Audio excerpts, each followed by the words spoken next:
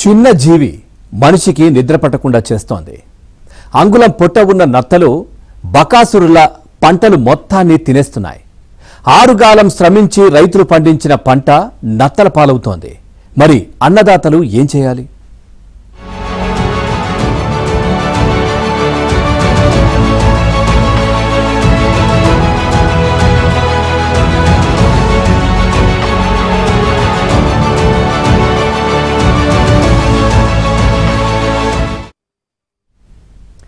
మన్యం జిల్లాల్లోని పంటలకు నత్తలు మరణ శాసనం రాస్తున్నాయి. పండిన పంటలను నిలువెల్లా నాశనం చేస్తున్నాయి. గ్రామాలకు గ్రామాలు విస్తరిస్తూ విధ్వంసం సృష్టిస్తున్నాయి. వినటానికి ఆశ్చర్యం కలిగించిన ఈ వాస్తవాన్ని అక్కడి రైతు కుటుంబాలు జీర్ణించుకోలేకపోతున్నాయి. కంటికి చిన్నవిగా కనిపించినా కాలకేయ సైన్యం మాదిరిగా శాస్త్రవేత్తలకు సైతం సవాల్ విసురుతున్న నత్తల విస్తృతిపై ఏబిఎన్ స్పాట్లైట్ ఇప్పుడు చూద్దాం.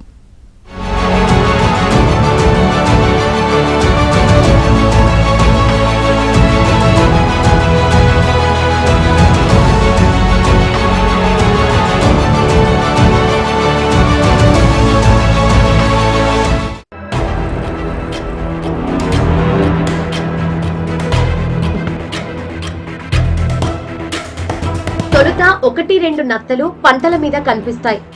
గంటల వ్యవధిలోనే గుంపులు గుంపులుగా మారిపోతాయి. పార్వతీపురం మన్యం జిల్లాలోని కుమరాడ మండలం నుంచి ఈ నత్తల దండు పలు ప్రాంతాలకు విస్తరిస్తోంది. దానితో నత్త పేరు వింటేనే రైతులకు నిలువెల్లా వణుకు మొదలవుతోంది.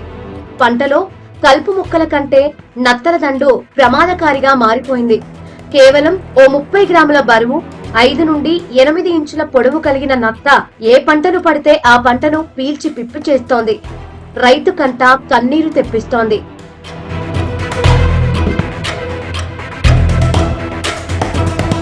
ఎకరాలు జామ తోట వేసాం.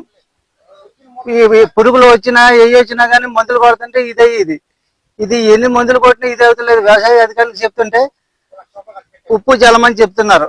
ఉప్పు జల్లుతుంటే ఉప్పు దీని మీద జల్లితే చనిపోతాయి, కానీ కింద పంటలు పాడైపోతాయండి. దీనికి తగు చర్యలు తీసుకోవాల్సిందిగా ప్రభుత్వాన్ని కోరుతున్నాం. అగ్రికల్చర్ ఆఫీసర్లకి ఈ శాస్త్రవేత్తల్ని కోరుతున్నాం. ప్రభుత్వం కలెక్టర్ గారు, హార్టికల్చర్ ఆఫీసర్ గారు, కేవీకే శాస్త్రవేత్తలు సమన్వయంగా పనిచేస్తూ మాకు మన ఈ ఏరీస్ కంపెనీ వాళ్ళు కూడా దీని గురించి బాగా శ్రద్ధ తీసుకున్నారండి. వాళ్ళ ద్వారా ఒక మందు తీసుకుని వచ్చి మాకు 2 రోజులు డెమో కింద మా ఎకరానికి మొత్తం వాళ్ళే దీనికి ఎంత మందు పడుతుందో అంతా వాళ్ళే కలెక్టర్ గారి ఆధ్వర్యంలోను ఏరీస్ కంపెనీ ఆధ్వర్యంలో మొత్తం మాకు సస్యరక్షణ చర్యలు, దీని నివారణ మార్గం కనుగొన్నారు. ఏ రైతులు ఇది గురించి భయపడవలసిన లేదంటే మాకు ఎలా వచ్చేసింది. ఈ కానీ ఏదన్నా వచ్చినా ఈ ఏరీస్ కంపెనీ మందు ఉందండి, ఆ మందు స్ప్రే చేసుకుంటే ఈ నత్త నివారణ జరుగుద్దని మేము జరుగుద్దని మనం భావిస్తున్నాం. వ్యవసాయం అంటే సహజంగా దోమకాటు, తెగుళ్లు, పురుగులు, చీడపీడలు అంటే రైతులు భయపడతారు.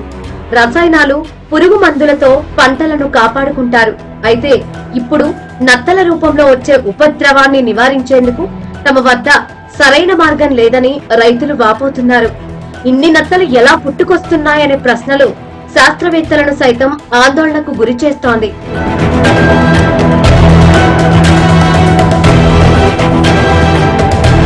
మన్యం జిల్లాలో పోక చెక్కలు అక్కడక్కడా సాగు చేసేవారు ఉన్నారు. 3 ఏళ్ల క్రితం కేరళ నుండి తీసుకువచ్చిన పోక చెక్క మొక్కల నుండి నత్తలార్వ వచ్చి ఉండవచ్చని ఉద్యానవన శాఖ అధికారులు భావిస్తున్నారు. జూలై నుండి ఫిబ్రవరి వరకు ఇవి తమ సంతానోత్పత్తి జరుపుకుంటాయి. ఒక నత్త తన 4-5 ఏళ్ల జీవిత కాలంలో వేల కొద్ది పిల్లలు పెడుతుందని పరిశోధకులు చెబుతున్నారు. నివారణ చర్యలపై రైతులకు అవగాహన కల్పిస్తున్నారు. ఎరిస్ కంపెనీ వాళ్ళ సహకారంతో మేము ఎరిస్ వాళ్ళది చిలాకాప్ అంటే కాపర్ 3 గ్రాములు, అదే విధంగా ఫెర్రోమాగ్ అందులో ఐరన్, కాపర్, మాగ్నీషియం కలిపింది 3 గ్రాములు పిచికారీ చేయడంతో వెంటనే స్ప్రే చేసిన వెంటనే నత్తలు కింద పడిపోవడం జరిగింది. వాటిలో 70% వరకు చనిపోవడం జరిగింది. ఇంకా మిగిలిన 30% ఏదన్నా 1-2 ఉన్నా సరే వాటిని ఉప్పు నీటిలో వేసుకున్నట్లయితే ప్రతి నత్త చనిపోవడం అయితే జరుగుతుంది. ఇది స్ప్రెడ్ అవ్వకుండా ప్రతి రైతు కూడా చివరి నత్త చనిపోయే వరకు ఖచ్చితంగా ఈ విధంగా మనం చేసుకుంటేనే దీనికి పరిష్కారం దొరుకుతుందండి.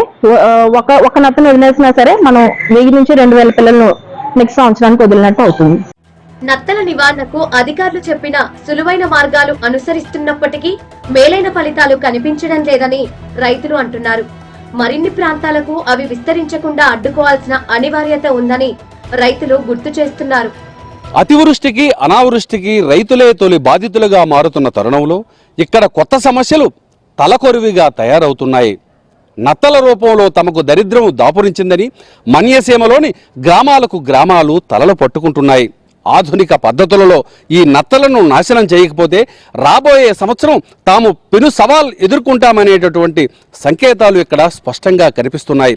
ప్రభుత్వం స్పందించి సంబంధిత శాఖలను సమాయత్తం చేసి తమను ఆదుకోవాలని బాధిత రైతు కుటుంబాలు వేడుకుంటున్నాయి.